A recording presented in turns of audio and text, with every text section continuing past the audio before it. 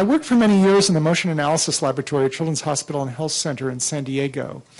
And we studied the evolution of mature walking, and a group of us even wrote a book about it that's in clinics in developmental medicine, and had equipment that now seems quite primitive, but then was quite advanced, where we quantified how children walked, we quantified neurologic deficits in prematurely born children, we studied the evolution of walking as a quantifier of neurologic health in various dimensions. And basically, are there aspects of how a child walks where you can tell very accurately how old a child is with things that aren't related to the child's size or anything like that? And we've got all these, walking is approximately periodic, we've got Fourier coefficients, we've got forces in various dimensions, we've got this and that and the other thing. If I give you a bunch of numbers, could you tell me how old a kid was if I didn't show you the kid or tell you anything about it? And it turns out, yes, you can do a remarkably accurate job. And in the course of that study, there were a couple of children who turned out to be vastly outlying observations. And so we saw how CART was actually good in detecting outliers, and that was something that made its way into the book.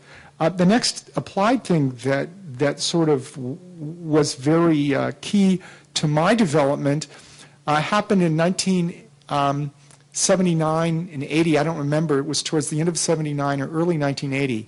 In those days, you used to submit a job, and if you were lucky, you got it back in the morning. We had some very ancient PDP computers in the Health Sciences Computing Facility at Harvard. And like everyone else on Longwood Avenue, I was just up there visiting for the year, sitting on the floor, literally waiting for computer output. And there was a guy there, he looked a little bit like Jerry or Chuck, actually, and he was sitting on the floor, and I said, well, why are you here? And he said, same reason you're here. I'm waiting for my printout. And I said, well, so what? What are you trying to do? And he said, well, people come to the emergency room and they have a chief complaint of acute chest pain. And there's a question if they had a heart attack. And at those times, creatine kinase levels took a long time to come back. And the question is, could a computer do very well competing against emergency room physicians in diagnosing heart attacks on the fly?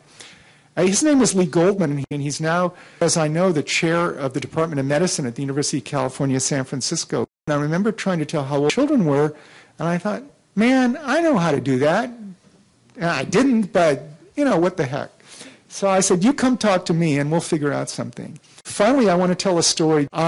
Lee, about whom I've spoken, was on an airplane at one time, and I'm told that Chuck sat down near him, perhaps next to him, and looked at what he was working on and saw that it was something to do with trees.